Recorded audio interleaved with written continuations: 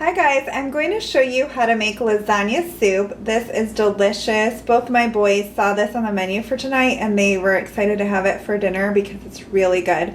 And for a soup, it really doesn't take that long to make and it has lots of vegetables in it, so it's rather healthy depending on how much cheese you put on top. I will go ahead and show you everything that you're going to need for the soup. So you're going to need some ground Italian sausage, about 1 pound. I always use this Italian turkey sausage and it's in lengths, and I just remove the casing and kind of chop it up in the pan. It's a little over 1 pound, but it's fine. And then you're going to need 1 cup of diced onion, 1 cup of diced carrot, and 3 cloves of garlic. I just usually peel the carrots and the onion, the garlic, and just put it right in the food processor and just coarsely chop it just to make it a lot easier. Then you're going to need 2 cups of spinach. I have some baby spinach, and this wilts and really cooks down when you cook it. So you'll need that.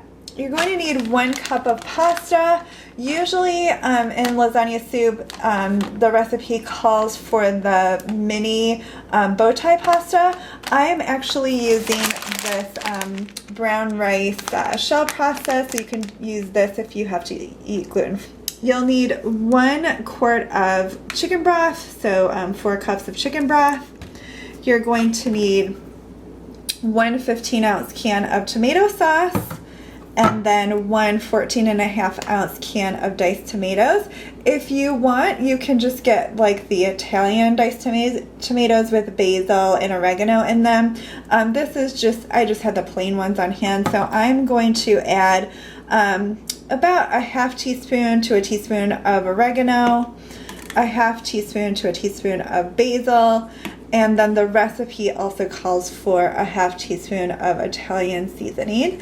And I've mentioned this in lots of my recipes, but we like our food to have a lot of flavor. So you can just start out maybe with a half teaspoon of these and then just kind of taste it at the end and see if you want a little more spice. And then to serve it, we like to sprinkle Parmesan and Romano and mozzarella cheese, so you'll need those as well depending on how much you like. I removed the casing from my Italian sausage links, and I am going to cook it over medium-high heat until it's nice and brown.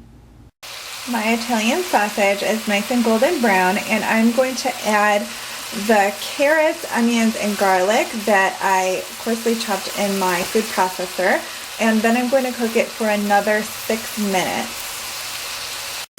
Next, you're going to pour in your chicken broth. You'll also pour in your tomato sauce, your diced tomatoes, and then your half teaspoon to a teaspoon of each of your spices, basil, oregano, and Italian seasoning. You'll just want to stir everything together really well and then bring this to a boil.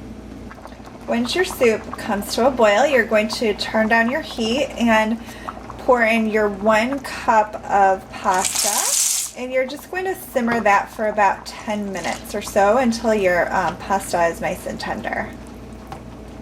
Once your pasta is nice and tender, you can add your spinach, and like I mentioned, it's going to wilt, so you can just sprinkle that in. If you want to chop it a little bit, you can, but it will really wilt, so you don't really have to chop it. You'll just continue to cook your soup until your spinach is wilted. It just takes a few more minutes. Before serving, I always taste my soup and make sure the seasonings are the way that I want to, because you can always add a little bit more. Sometimes I add just a little bit of salt, like a half teaspoon or a teaspoon or so. So definitely taste it and make sure it's seasoned the way that you like.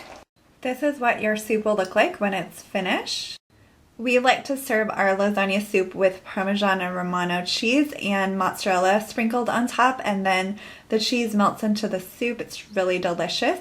I'm also serving my soup with these garlic breadsticks that are very similar to the ones served at Olive Garden.